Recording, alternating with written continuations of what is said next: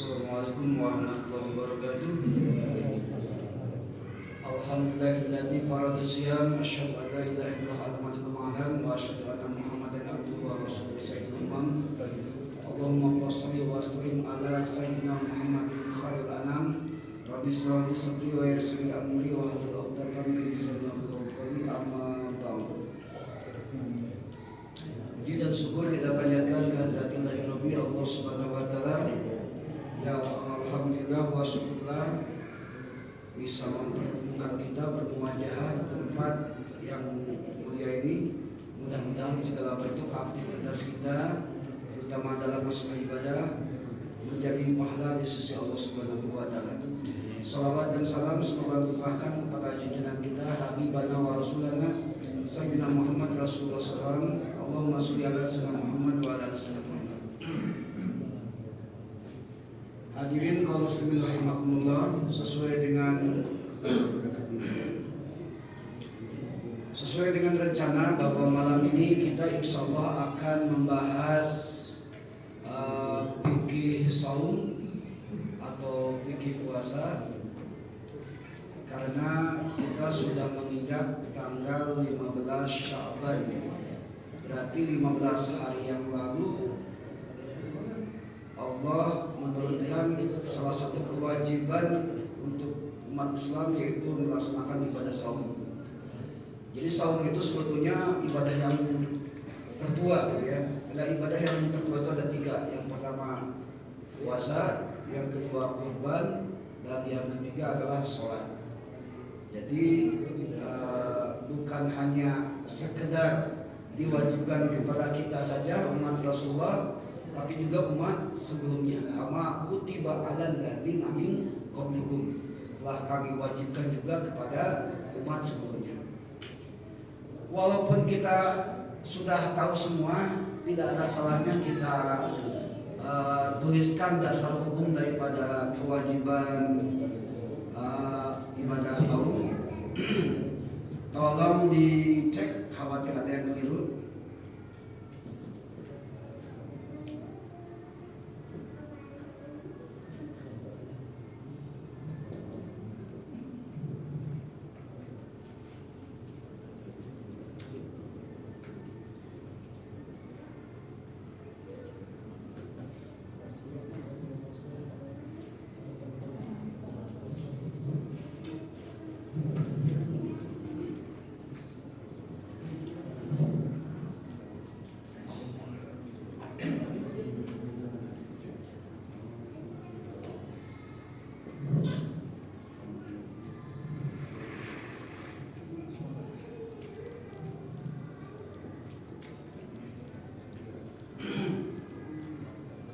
Jadi dasar hukumnya adalah surat Al-Baqarah 183. Sekedar mengingatkan, kaidah usul fikih mengatakan al-aslu fi ibadah al-qur'an ad-dayatula adalilu li wujubihi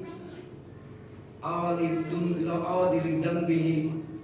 Jadi salah satu daripada asal ibadah itu adalah batal kecuali ada dalil yang mewajibkannya atau yang menyunahkannya dan sebagainya. Jadi sebelum kita nanti melaksanakan ibadah saum, maka kita pun wajib mengetahui, ya bahasa kasarnya mengetahui dalilnya. Karena ibadah kalau tak ada dalil, tak sah semua, batal semua. Begitu. Dalilnya adalah pertama ayat Al-Quran, Bismillahirrahmanirrahim. Ya ayyuhalladzina amanu. Di sini mengandung 3 kalimat. Mohon maaf ya, kita tafsir dulu sebentar aja. Ianya huruf nida, panggilan, hai gitu. Ayu. Jadi di sini ada 3 kalimat, Pak. Yang pertama ya, yang kedua ayu, yang ketiga ha. Gitu ya. Jadi ianya itu panggilan, ayunya itu penguat, ha-nya itu pengingat. Seolah-olah Allah berkata, "Hei orang-orang yang beriman, aku ingatkan ya," gitu ya, aku tegaskan ya, begitu. Kalau terjemahan secara umum secara lengkap. Tapi kalau diterjemah benar memang tidak begitu, langsung hai saja. Padahal kalimat ya ayyuha itu ada 3 komponen. Siapa yang disuruh? Allazina amanu, orang-orang yang beriman. Jadi berarti orang-orang yang tidak beriman yang tidak disuruh. Terserah imannya, mau iman ula, mau iman wusta, mau iman a'la, mau imannya yang lemah, mau imannya yang pertengahan atau normal, mau iman yang kuat, itu terserah. Yang penting masih ada terdetik dan terdetak di hati iman kepada Allah, itu dipanggil semua. Bagaimana cara membedakan iman lemah, iman normal, iman kuat? Ya kalau di ibadah gampang lah. Kalau imannya yang lemah, adan berkumandang diam cuek gitu ya, dengan tontonan daripada tuntunan kan begitu. Barulah sholat mau hampir habis, barulah dia sholat. Nah, itu imannya lemah gitu ya. Ini hanya sekedar contoh aja ya, mudah-mudahan keliru. Yang kedua, imannya normal, pas adan dia langsung wudu, dia langsung siap-siap. Kalau imannya kuat, sebelum adan dia udah dari masjid. Nah gitu ya, gambarannya seperti itulah gitu. Kalau tak sholat, oh berarti itu tak beriman. Itu aja udah gitu ya. Naudzubillah, naudzubillah. Yang jelas yang dipanggil adalah orang-orang yang beriman. Apa panggilannya? Kutiba. Silahkan terjemahan manapun untuk kutiba artinya diwajibkan. Hadirin, seandainya kalau lihat norma kalimat itu, kenapa Allah tidak ya ayyuhalladzina amanu kataballah gitu ya. Kan nyamannya gini ya, hey orang-orang yang beriman, Allah telah mewajibkan atas kalian, kan begitu ya. Tapi kalau di sini nggak ada yang menyuruhnya, tak ada. Silakan cek terjemahan. Hey orang-orang yang beriman diwajibkan kepadamu. Siapa yang mewajibkan? Kan begitu. Nah ternyata ada dua alasan kenapa kalimat Allahnya itu tersembunyi. Pertama, disembunyikan udah jelas namanya amanu, beriman, pasti percaya kepada Allah, nggak usah disebutkan lagi, kan begitu. Kan udah ada amanunya. Kecuali ya ayuhan nas, itu beda lagi. Ya ayuhan nas aku rabbakumullah, kan gitu ya, ada Allahnya. Oh ini ada. Yang kedua, ternyata Allah itu maha pemalu. Pemalu kalau ada doa dari hambanya tidak diijabah atau tidak dibalas. Nah kalimat kutiba ini sengaja disembunyikan lafaz Allahnya, karena kalimat kutiba biasanya kewajiban yang memberatkan bagi umatnya, begitu biasanya. Tak percaya, coba lihat dalam surat Al-Baqarah ayat 178. Ya ayyuhalladzina amanu kutiba alaikumul qisas. Coba lihat. Qisas apa tuh qisas? Qisas itu orang yang membunuh dibunuh, orang mencuri potong tangan, orang berzina dirajam. Kejam kan? Berat. Kalau tak percaya kita cek. Nauzubillah ya. Contoh, bapak punya anak, nauzubillah, atau orang lain lah punya anak berzina, kita tak sanggup kan untuk merajamnya. Apalagi yang sudah pernah beristri, bersuami, itu terjadi perzinahan, itu namanya zina muhsan. Itu hukumannya kalau dalam hukum Islam itu dikubur sampai leher, dilempar batu sampai mati, baru bisa selesai. Kejam kan? Kalau untuk ukuran hak asasi manusia. Yang mencuri seukuran 83 gram emas, berapa juta? Kira-kira 83 gram emas, 83 juta lah ya. Nah, koruptor tuh yang 83 juta ke atas wajib potong. Nyuri lagi, potong kakinya sebelah kiri. Nyuri lagi, potong sebelah tangan sebelah kiri. Nyuri lagi, potong kaki sebelah kanan. Kalau nggak ada tangan, nggak ada kaki, sampai nyuri lagi, itu memang 17 setan gitu ya, setan aja kalah gitu ya. Gitu. Coba keluarga bapak ada yang nyuri, ada yang korupsi seukuran 83 juta, kira-kira tega nggak hukumnya? Memotong tangannya, kita nggak tega kan? Berat kan begitu. Ada lagi dalam Al-Baqarah 280, idza hadra ahadukumul maut. Jadi kutiba alaikum idza hadra ahadukumul maut, kewajiban untuk berwasiat ketika kita mau meninggal. Berat tuh. Gitu ya. Ada lagi Al-Baqarah 216. Ya ayyuhalladzina amanu kutiba alaikumul qital, diwajibkan kepada kalian perang, bahwa kurhun, walaupun perang itu sangat dibenci, sangat memberatkan. Kita misalnya, ini mungkin bukan generasi kemerdekaan ya. Kalau kita disuruh perang, saya yakin payah semua, nggak mau gitu ya. Karena apa? Memberatkan, kan gitu. Nah demikian juga karena siam itu dianggap memberatkan bagi umat Rasulullah, maka memakai kalimat kutiba. Nggak berat, ya kalau cuma nahan makan minum nggak berat. Yang berat adalah nahan hawa nafsu. Itu masalahnya ya. Bukankah ketika kita waktu dari subuh sampai maghrib kita nahan hawa nafsu, pas buka kita kadang-kadang melepaskan hawa nafsu kan, nafsu lapar, nafsu makan kan gitu. Itu hawa nafsu juga kan gitu. Gambarannya seperti itulah. Nah itu dasarnya. Saya tak perlu sampai kama kutiba alladzina, kita sampai kutiba alaikumusiyam, karena yang dalilnya ini nih, kalimat ini kutiba alaikumusiyam. Kepada siapa diwajibkan? Kan begitu. Kepada siapakah diwajibkan? Pertama, kepada orang Islam kan. Berarti non muslim itu tidak wajib. Terserahlah urusan mereka. Kita udah beda server, udah bisa beda dimensi ya. Yang jelas kita memang fokusnya di agama kita. Yang kedua, balik. Balik itu ada 3 cirinya. Yang pertama, tamam khamsa asyara sanatan fi dzakari wal unsa, sempurna umur 15 tahun. Kalau udah 15 tahun anak bapak ibu wajib puasa, kan begitu. Terus yang ciri yang kedua adalah wal ihtilamu lil dzakari wal unsa litisinin. Anak laki perempuan walaupun belum 15 tahun tapi udah mimpi jima, itu termasuk balik juga. Yang ketiga cirinya wal haidu lil unsa litisinin. Keluar darah haid bagi perempuan ketika awal usia 9 tahun. Nah, begitu ya. Itu yang kedua balik. Yang ketiga yang wajib itu yang berakal. Berarti yang tak punya akal tak wajib, kan begitu. Orang gila itu tak wajib. Karena memang di sini syarat wajib itu Islam, balik dan berakal. Yang keempat, mampu dia mengerjakan puasa, kuat itu maksudnya. Kalau tak kuat tak usah puasa lah, kan begitu. Kuat dalam pengerjaan apa? Nanti kita jelaskan.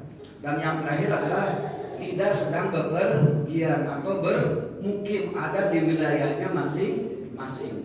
Itu tidak diwajibkan. Kalau bapak seukuran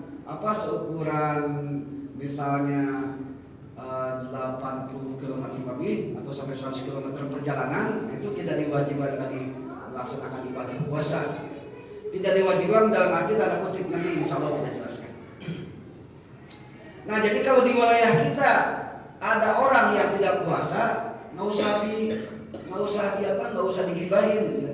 Biar aja mungkin dia non muslim, kan begitu. Islam pak, kalau Islam mungkin dia lagi head. Laki-laki pak, mungkin dia masih anak kecil, kan begitu. Mana anak kecil, udah kumisan gitu misalnya. Dia mungkin lagi bepergian. Nggak kemana-mana, mungkin dia lagi sakit. Nggak ada alasan lagi. Terakhir mungkin dia gila, kan gitunya. Karena orang gila tidak diwajibkan. Itu aja pokoknya. Baik. Nah jadi dari 5 orang yang wajib itu uzurnya ada 9. Nah itu ya Pak ya. Dari yang 5 itu, yang Islam, yang balik, yang berakal, yang mampu, dan yang tidak perjalanan, itu ada 9 yang uzur. Uzur di sini tidak diwajibkan berpuasa, tapi ada konsekuensinya. Harus qadha, harus fidyah, kan begitu. Dan tak perlu qadha juga tak perlu fidyah. Nah, begitu ya. Bagaimana penjelasannya? Insya Allah kita jelaskan. Bismillahirrahmanirrahim. Yang pertama, yang uzur itu adalah anak kecil. Nah, ini kepada anak kita nggak usah dikasih tahu ya Pak ya. Nah, nggak usah puasa, nggak wajib. Nggak bisa begitu. Yang jelas mereka uzur karena apa? Karena akalnya belum sempurna, belum balik, itu maksudnya. Yang wajib siapa? Yang wajib orang tuanya mengajarkan anaknya untuk belajar puasa. Nah gitu, yang membedakan itu ya Pak ya. Kalau anaknya memang tak wajib, tapi orang tuanya wajib mengajarkan. Terutama anak yang sudah tamyiz dan balik. Tamyiz itu kira-kira umur 7 tahun lah. Kalau balik tadi umur 15 tahun. Apa dalilnya? Rasulullah SAW ini dikiaskan dengan ibadah sholat, gitu ya. Rasulullah SAW pernah bersabda, hadis yang diriwayatkan oleh Imam At-Tirmidzi, murru as-sabiya bis-sholati iza balagha sab'a sinin. Perintahkan oleh kalian, kata Nabi, kepada anak kalian yang berumur 7 tahun untuk sholat. Nah silakan cek, Bapak punya anak 7 tahun enggak? Langsung kasih kasih atau suruh untuk melaksanakan sholat. Anak tidak sholat tak dosa, tapi Bapak tidak menyuruh, Bapak yang dosa. Nah demikian juga guru puasa. Ketika anak udah 7 tahun, tolong ajarkan cara berpuasa. Walaupun hanya sebatas sampai jam 9, sampai jam 10 atau sampai jam 12, nggak jadi masalah. Yang penting kewajiban kita mengajarkan cara berpuasa. Minimal anak belajar bangun sahur, kan begitu. Belajar, ya setidaknya lah kita mungkin Pak seawam-awamnya kita tahulah aturan-aturan dasar puasa lah ya. Nah silakan sampaikan ke anak kita. Itu kewajiban kita sebagai orang tuanya. Kalau Bapak tidak mengajarkan anak usia 7 tahun tidak mengajarkan puasa, kalau lihat dari perintah Nabi di sini murnu as-sabiya, perintahkan kepada anakmu, berarti Bapak mengingkari perintah Nabi, berarti berdosa. Demikian juga sholat, demikian juga mohon maaf jilbab, gitu ya, menutup aurat bagi perempuan. Jadi kalau punya anak perempuan yang sudah 7 tahun, ajarkan. Walaupun dia ujung-ujungnya dibuka lagi, tak apa-apa. Yang penting ajarkan aja dulu. Kewajibannya mengajarkan, bukan memaksa ya Pak ya, mengajarkan saja. Ketika seperti puasa, mengajarkan puasa, bukan dipaksa harus sampai maghrib, enggak. Silahkan aja sekuatnya, begitu gambarannya. Jadi ternyata anak kecil kewajibannya ada di orang tua, gitu ya. Karena anak itu amanah. Salah satu dosa besar adalah menyia-nyiakan amanah. Nah, gitu ya. Itu yang pertama. Jadi anak kecil itu tidak wajib puasa, yang wajib adalah orang tua mengajarinya. Bahkan hadis Nabi berkelanjutan. Wa iza balagha asyra sinin, apabila anak udah 10 tahun, Pak, fadribu, pukul. Ah, itu sampai segitunya ya. Ini khusus untuk kewajiban sholat, gitu ya. Jadi kalau 10 tahun belum sholat, Bapak ya punya kewajiban memberikan pelajaran. Memukul di sini memukul yang tidak sampai melukai. Terserahlah itu aturan bapak-bapak lah caranya mengajarkan anak. Gimana gitu ya. Yang jelas kalau masih bisa dengan masih bisa dengan kelembutan, ya alhamdulillah. Tapi kalau misalnya anaknya keras hati, ya apa boleh buat Pak. Itu kan investor kita ketika kita nanti udah meninggal, mau tidak mau gitu ya. Dan jangankan bapak-bapak saya dan sebagainya, penjahat aja pasti inginnya itu punya anak yang soleh, pasti. Saya belum pernah dengar ada penjahat ingin punya anak jahat juga, mungkin. Nah, itu ya. Karena itulah yuladu alal fitrah. Fitrahnya anak itu memang suci. Itu yang pertama, anak kecil, asobi.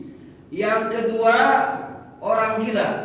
Nah ini ada persamaan antara anak kecil dan orang gila. Sama-sama kurang sempurna akalnya, makanya tidak diwajibkan.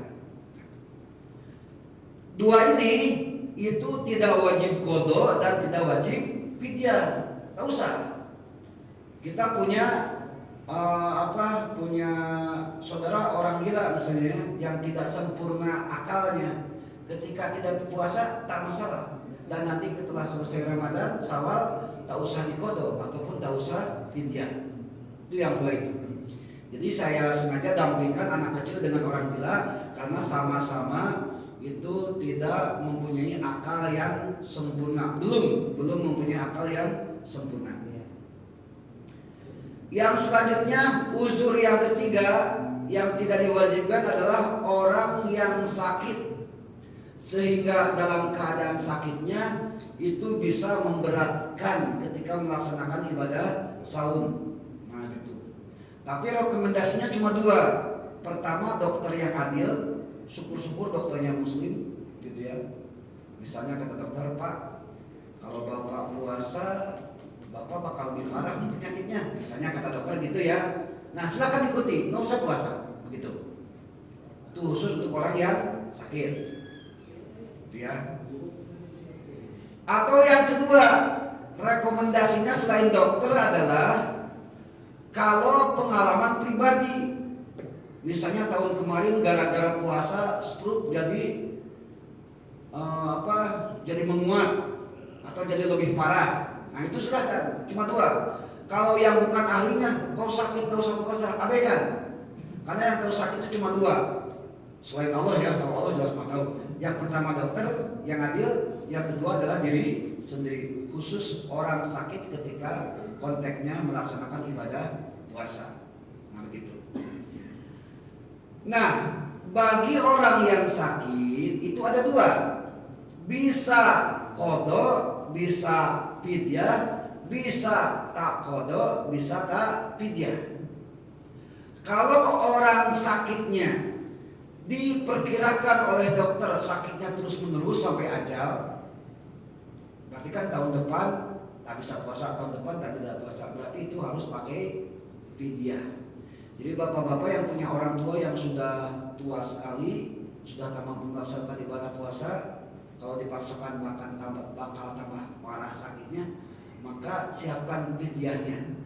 Barangkali punya orang tua yang kemarin fidyahnya belum terbayar, mumpung masih belum masuk puasa, silakan bayar fidyahnya.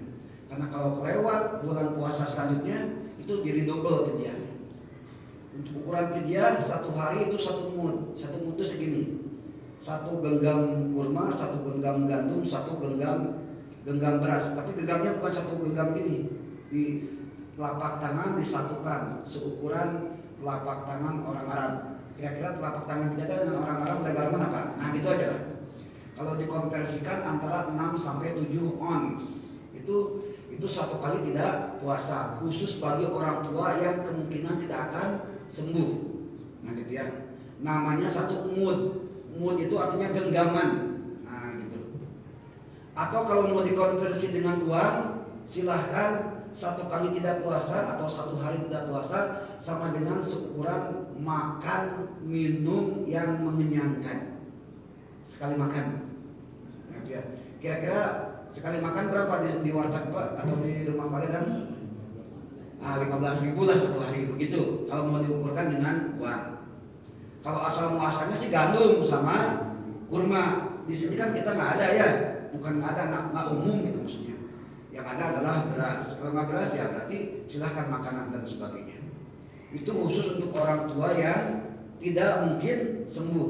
Bisa jadi Pak ya, bisa jadi ada orang tua yang sakit.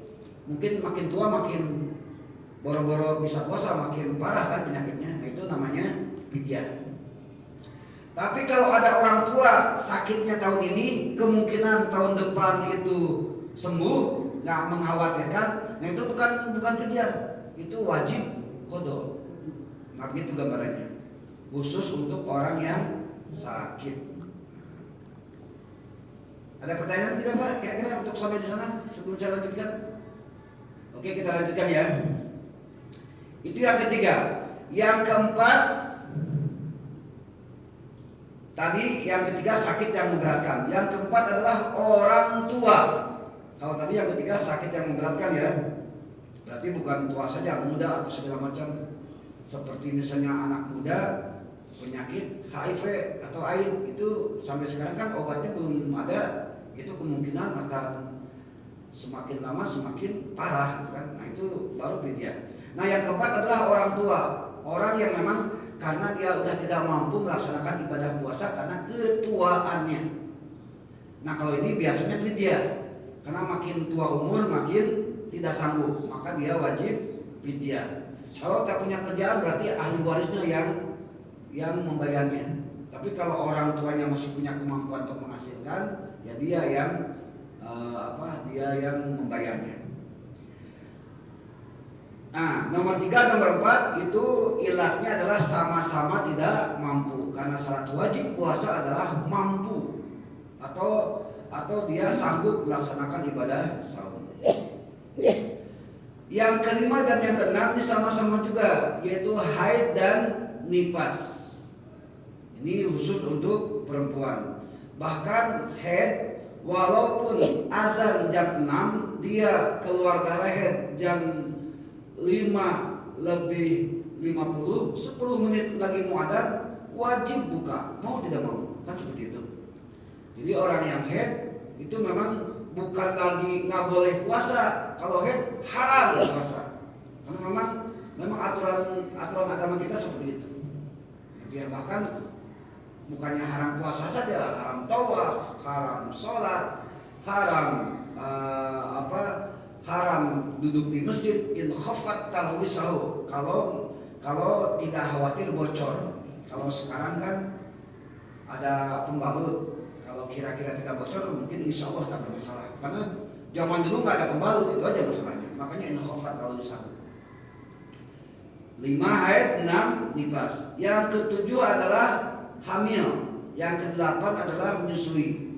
Kenapa saya gabungkan? Karena ini hukum fidyah dan qadhonya agak berbeda. Begini Pak, orang hamil yang pertama secara biologis, anak atau janin itu menyerap atau menghisap nutrisi ibunya kan, itu otomatis nutrisi berkurang, otomatis kekuatan berkurang, maka di sana dibolehkan tidak puasa. Dengan catatan, kalau puasanya khawatir diri sendiri, aduh saya lagi hamil nih, khawatir badan saya lemas, misalnya, nah itu wajib qadha. Kalau itu ya Pak ya. Tapi kalau dia khawatir dengan anaknya, aduh kalau saya puasa nih jangan-jangan si jabang bayi kurang vitamin, nah itu 2 wajibnya Pak. Wajib qadha dan wajib fidyah. Bisa membedakan ya Pak ya. Ditanya sama istri kita kalau lagi hamil, tak puasanya karena khawatir badan sendiri atau khawatir anak? Saya yakin rata-rata khawatir anak ya. Nah, kalau mengkhawatirkan anak kita jabang bayi, maka wajibnya 2, wajib qadha dan wajib fidyah. Demikian juga orang yang menyusui dibolehkan tidak puasa. Sama ketentuannya. Kalau ketika menyusui dia khawatir sama diri sendiri, itu wajib qadha saja.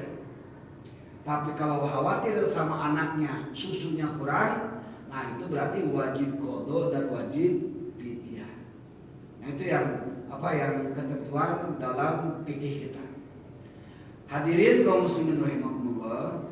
Jadi ada yang kewajiban qadha saja, ada yang kewajiban fidyah saja, ada yang kewajiban qadha dan fidyah, ada yang kewajiban ada yang tidak wajib qadha dan fidyah.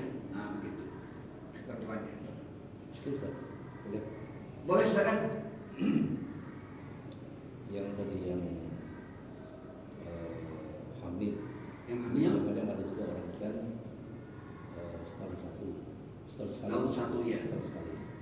Jadi tentu proses kan dia kan selama melahirkan proses melahirkan tidak sempat ataupun katakan kita punya kekuatan untuk berpuasa sehingga hamil di tahun depan. Kan ada kan yang menulis satu macam cerita itu. Ya, kalau kami namanya tunji 1 tahun siji gitu ya, 1 tahun 1 gitu ya, itu namanya. Bagaimana kalau kasus perempuan hamil yang 1 tahun sekali atau mungkin 2 tahun sekali juga bisa lah ya? Karena kan udah hamil, melahirkan, menyusui 2 tahun kan, nah itu ya. Bagaimana kalau perempuan yang kayak gitu? Kalau kita lihat secara biologis, usia melahirkan itu kan kalau menurut Departemen Kesehatan tuh sampai 40 tahun ya, apa ya?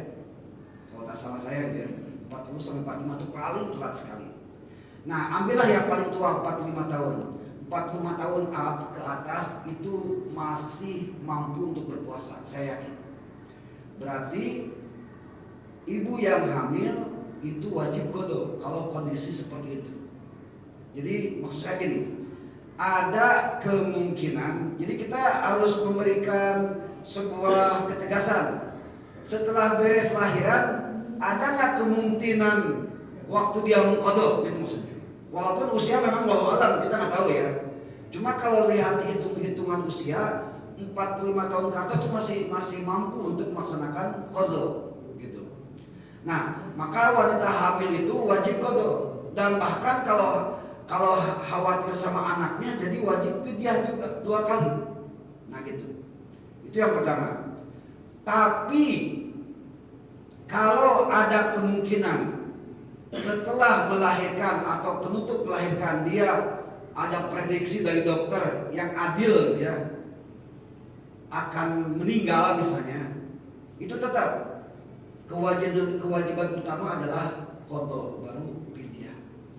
Nah, gimana kalau misalnya sudah 10 tahun 10 anak misalnya, bisa ternyata meninggal. Nah, itu kewajibannya bukan qada lagi tapi cuma fidyah saja, karena yang jaraknya sampai 10 tahun itu.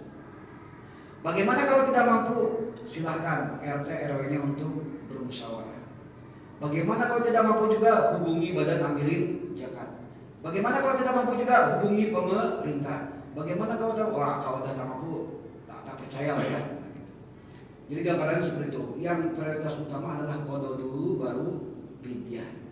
Tapi kalau dilihat dari segi usia 45 tahun masa kelahiran seorang ibu itu masih kuat untuk melaksanakan kewajiban qada mengganti puasa.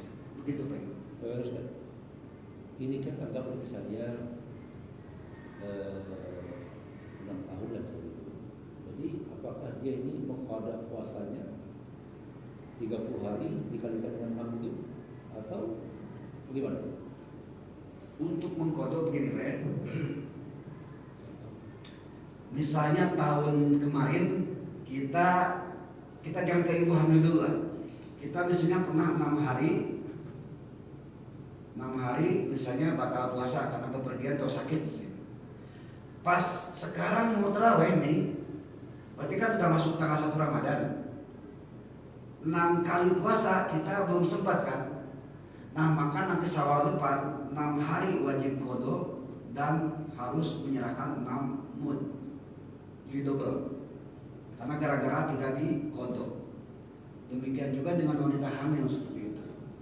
Nah, sekarang masalah waktu, wanita yang bersangkutan, ibu hamil yang bersangkutan mengetahui kapan waktunya untuk bisa mengqada. Begitu. Karena itu kewajiban mau tidak mau. Karena ini berarti kita kalimat kutiba itu. Nah, itu. Kecuali kalau tidak ada kemampuan karena memang misalnya masih sakit dan sebagainya, ya silakan. Paling daruratnya adalah fidyah. Begitu. Tetap prioritas utama adalah qada dulu baru fidyah. Khusus untuk kasus perempuan yang hamilnya terus-menerus. Jadi memberatkan. Berlipat-lipat ya kan? Begitu. Ya, memang begitu. Walaupun ini masih juga perselisihan para ulama, cuma kita lebih ikhtiar mendingan begitu aja. Ada lagi keterangan apa ini sahih atau tidak? Kalau seandainya dia tidak mampu untuk itu semua, mumpung umur pendek meninggal, kalau dia masih bersuami, suaminya yang katanya yang menggantikan puasa itu apakah saya tidak? Anal insan illa mas'a. Jadi segala suatu amal itu tidak bisa digantikan kalau dalam kondisi seperti demikian. Anal insan illa mas'a. Jadi istri tidak bisa digantikan oleh suami puasanya, tapi bisa digantikan dengan fidyahnya. Lain lagi kasus haji ya. Kalau kasus haji itu bisa menghajikan. Kalau puasa itu saya belum pernah dengar keterangannya. Dan satu lagi, sholat. Gitu apa ya? Misalnya anak bapak meninggal pas waktu setelah duhur, dia belum sholat duhur. Sebagian ulama mengatakan tolong sholatkan sama keluarga terdekatnya. Sholatkan di sini maksudnya menggantikan sholatnya gitu, bukan sholatin aja, bukan ya, menggantikan sholat zuhurnya begitu. Tapi kalau puasa memang belum ada keterangannya, saya belum menemukan gitu ya, harus diganti sama dengan suami, karena terbelah dengan wa'alal insana ila masa, karena manusia itu memang tidak bisa menggantikan amal-amal manusia begitu. Jadi memang sholat dan haji. Jadi gini Ustaz, ini puasa saja ya.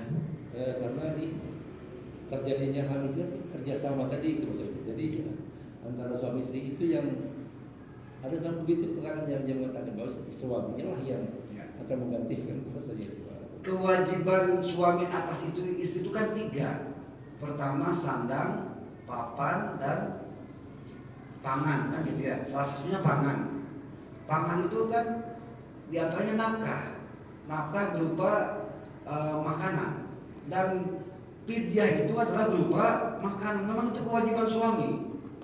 Adapun masalah amal itu silahkan masing-masing. Kalau amal itu ya, karena nanti kita dihisab pun masing-masing. Walaupun nanti ada keterkaitan antara bentuk tanggung jawab suami, istri, anak dan sebagainya. Nah sekarang masalahnya begini. Kalau Pak Imam misalnya tetap berat, gitu ya, ya kita ukur dulu suaminya. Apakah melaksanakan fidyah itu berat atau tidak? Jadi saya sudah bilang kalau berat silakan keluarganya berkumpul, kan begitu. Kalau keluarganya juga tak mampu, silakan hubungi ketua RT, ketua RW-nya.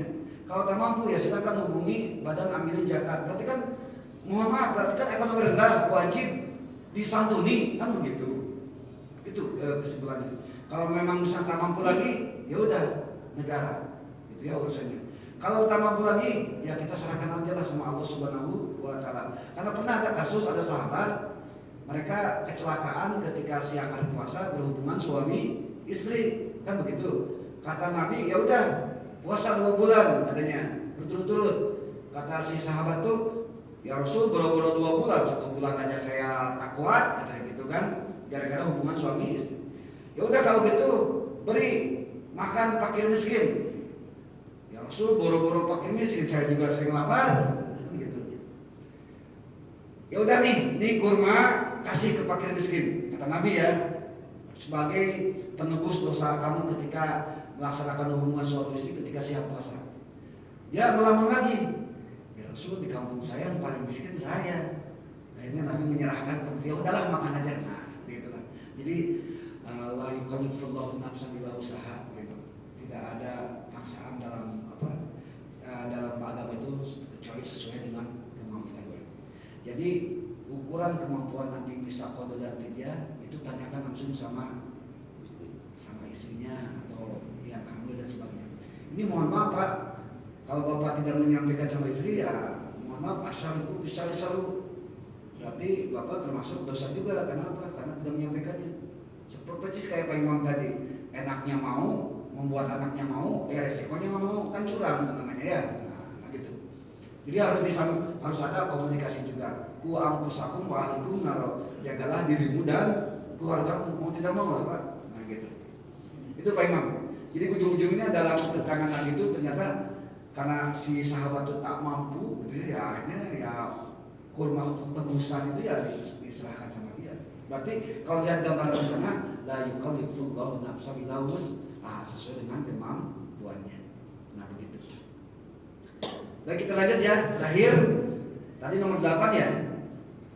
1 anak kecil, 2 orang gila, 3 orang sakit, 4 orang tua, 5 haid, 6 nifas, 7 hamil, 8 menyusui, dan yang 9 adalah safar yang bepergian. Itu yang uzur. Uzur itu artinya yang boleh tidak puasa.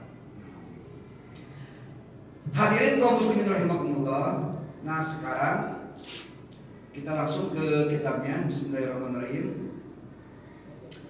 Wa yajibu, ini untuk kita nih, bukan untuk ibu hamil. Wa yajibu atabisu wa ta'inu biniyat.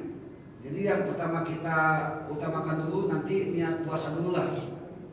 Karena di sini ada istilah wajib. bisa kalau kita. Oh, Bisa lewat kali. iya. Masalah haid itu tadi kan misalnya berbuka jam 6 lewat Maghrib jam 6. jam 6. Dia keluarnya jam 5.50. Dia haidnya jam 5 lewat katakanlah 50 wajib berbuka. Jadi ada saran yang mengatakan bahwasanya dia termasuk 1 hari berpuasa. Ini bagaimana? Apa saya tentang? Begini, saya mau tanya sama hadirin. Adzan jam 6, kita buka jam 5:59, batal nggak puasa kita? Batal, wajib kodo. Demikian juga orang haid, nah begitu. Mau tidak mau, karena memang ketentuannya seperti itu. Mohon maaf ya Pak Imam ya. Sudah ada keterangan gitu, keterangan begitu kan itu masalahnya. Makanya tadi dia angkat ini. Logika pikirnya nggak masuk kalau itu, karena kan apalagi jeda 10 menit. Ketika dia masih puasa belum azan maghrib, tetap wajib membatalkan puasa. Karena ketika dia haid tetap puasa maka jadi haram. Itu masalahnya. Masalahnya bukan mubah lagi, haram. Orang yang berhaid itu melaksanakan ibadah saum. Bagaimana kalau makan pil anti haid? Itu ada fatwa ulama mengatakan dibolehkan saja, silakan. Untuk apa? Untuk kemaslahatan gitu kan. Di antaranya untuk menghindari itu kan, tak enak nanggung banget gitu ya, 10 menit lagi mau buka tapi dia udah keluar haid gitu. Ada saya dengar di kumpulan fatwa ulama ini memang karena zaman Nabi nggak ada pil anti haid gitu ya, jadi memang sabda Nabi terus kalau sahabi tak ada gitu ya, baru kemarin itu memperbolehkan dalam kondisi tertentu ya, dalam kondisi tertentu. Misalnya kita punya penyakit haid yang overtime misalnya, harusnya kan haid itu paling sedikit sehari semalam, kebiasaannya 6-7 hari, paling lama 15 hari. Dia haidnya 16 hari. Sebetulnya kalau ketentuan haid itu 16 hari itu tetap wajib puasa karena darahnya darah istihadah gitu ya. Ini misalnya ada kendala lah, itu boleh pakai pil dengan kondisi tertentu. Insya Allah nanti mungkin suatu saat kita jelaskan lah masalah pil anti haid itu. Gimana Pak Haji? Jadi yang dalam urusan perjalanan belum dibahas. Perjalanan ya, maksudnya gimana Pak Haji? yang boleh tak puasa. Ya. Ketentuannya. Jadi gini Pak, safar itu ketentuannya kita tetap sahur. Jangan punya niat besok mau pergi nggak usah sahur lah, nggak bisa begitu. Tetap wajib sahur, bukan wajib maksudnya sunnah ya, lebih utama sahur. Nah, ketika masih di rumah belum bisa, ketika masih di depan belum bisa. Itu batasannya sampai gerbang kota atau perbatasan. Nah, saya mau tanya, perbatasan Pinang di mana? Kalau kita bepergian, ukuran Sapa. Misalnya Pelabuhan Toba atau Batu 16 pelabuhan, atau di mana itu? Di bukan Kijang, yang di Batu 1 yang Bintangpura. Nah, itu ketika masuk kendaraan baru jalan 1 detik, nah itu udah mulai sabar, gitu maksudnya. Tapi kalau belum perbatasan tak bisa. Itu ketentuannya gitu Pak Haji. Jadi ukuran ketika udah melewati perbatasan. Tapi kalau misalnya belum, jangan dulu kita udah tak puasa aja lah. Nah, itu nggak bisa. Kecuali kalau kita udah jalan, walaupun kenyang, adalah makan cuek aja, itu nggak jadi masalah. Asal sudah berlayar atau sudah naik pesawat atau sudah naik mobil, dengan catatan sudah keluar dari perbatasan. Nah, itu maksudnya. Itu ketentuannya Pak Haji. Terus masih. Iya. Baik, kita percepat Pak, karena memang saya khawatir tidak selesai sampai 2 kali pertemuan itu ya. Ustaz. Ya silakan. Memang Banyak kita ini Pak. Iya. Yang tadi ada juga keterangan bahwa yang kerja berat itu mungkin kalau itu ukurannya batal gitu ya, mungkin berat. Jadi mungkin dia nggak bisa berpuasa itu. Apakah batas maksimal dia sampai dia betul-betul lapar? ya kan? Sampai berlapar dia nggak bisa lagi berpuasa, atau dari awal dia kan udah berbuka. Nah, gitu. Baik, kalau untuk yang pekerja berat itu kondisinya sama dengan safar, dia tetap sahur di rumah. Sarapan apa salahnya sarapan pagi dimajukan, kan sama-sama pagi ya, cuma kalau sahur kan lebih pagi kan gitu. Yang kedua, ketika dia bekerja, silakan bekerja sambil apa? Sambil berpuasa sampai titik kemampuan dia tidak sanggup melaksanakan ibadah saum, silakan bukan begitu Pak Imam. Karena kategorinya tidak mampu. Istato'a, karena syarat wajib puasa itu mampu. Kalau sudah tidak mampu, batalkan saja. Nah sekarang gimana cara menggantinya? Tetap prioritas qada dulu. Kalau tak bisa qada baru fidyah. Begitu. Jadi untuk pekerja lapangan kayak yang, dan ini pun pekerjaannya memang primer gitu ya, nggak bisa ditunda-tunda. Kalau nggak kerja, anak istri nggak kena kahit dan sebagainya, bukan kerja sampingan ya, begitu. Karena kalau zaman Nabi, zaman Rasul, Ramadan itu memang total istirahat, fokus ibadah, nggak ada kerja yang lain. Makanya kerjanya itu Saban, Rajab, sebelum Rajab apa, Rabiul Awal, Rabiul Tsani begitu. Kalau kita lain, puasa justru lebih parah gitu ya. Karena untuk THR, untuk lebaran dan segala macam ya mau gimana lagi, memang budaya seperti itu. Jadi harusnya fokus. Jadi Bapak itu dari mulai Syawal menumpuk barang untuk apa? Untuk perbekalan puasa gitu ya. Supaya puasa itu fokus ya, untuk apa? Fokus ibadah, nggak ada yang lain.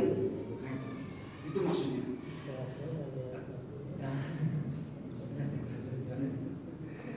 Saya satu dulu ya, khawatir tidak disampaikan. Jadi niat kita memang kalau menurut kitab ini yajibu atas itu watahin wajib mengendapkannya malam wajib itu ya, antara maghrib sampai menjelang adzan subuh.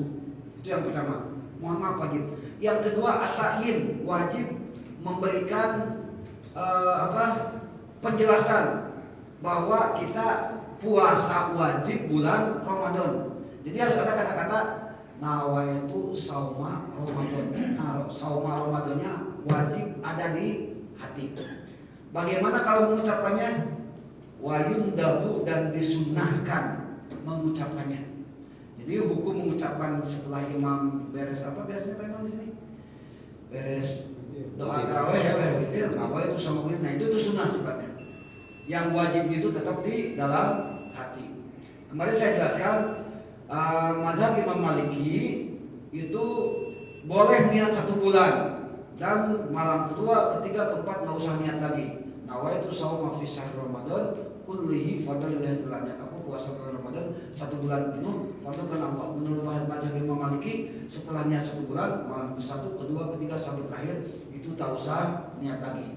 Tapi kalau menurut mazhab Imam Syafi'i tetap wajib kullu layalin, tiap-tiap malam. Maka Ibnu Hajar Al-Haytami memberikan jalan tengah.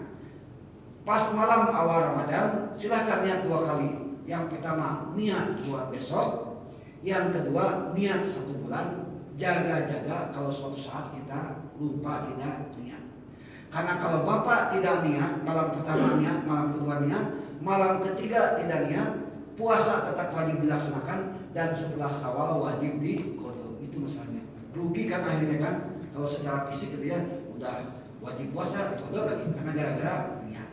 Nah itu saya ingin menyampaikan itu. Jadi kalau menurut mazhab kita ta'yin itu wajib. Ya memang enggak. Jadi ada juga keterangan ini. Imam ketika habis tarawih, habis witir itu mimpi niat puasa. Ada yang mengatakan Ramadan, ada yang mengatakan Ramadani. Karena ini kan nama itu sama sahih, nama itu sama batin anadai Ramadana kan? Ramadana. Kalau menurut kaidah nahwu shorof ini Ramadana, karena ini isim ghair munsharif, gelarnya adalah alif dan nun. Tiap alif dan nun itu pasti ujungnya patah. Sulaimana, Ramadana pasti. Tapi kalau ada yang Ramadani ya silakan juga, itu namanya mudhof ilaih kalau dalam nahwu shorof gitu ya. Tapi kalau yang populer itu Ramadana karena ini isim ghair munsharif. Jadi harusnya kasroh tapi patah. Itu namanya isim ghair munsharif. Kilatnya ini alif dan nun. Silakan cek. Sulaiman itu pasti kalau harus kasroh itu pasti ujungnya patah. Nggak mungkin kasroh. Alif dan nun. Ini agak kata bahasa misalnya. Jadi Ramadana saja lebih baiknya karena memang sesuai dengan ketentuan tata bahasa Arab. Mohon maaf nggak bisa pertanyaan lagi karena kita udah masuk waktu isya. Hadirin kaum muslimin rahimakumullah, itu saja mungkin yang bisa saya sampaikan. Mudah-mudahan ada manfaatnya. Allahumma waffiq ila aqwamit thoriq. Wassalamualaikum warahmatullahi wabarakatuh.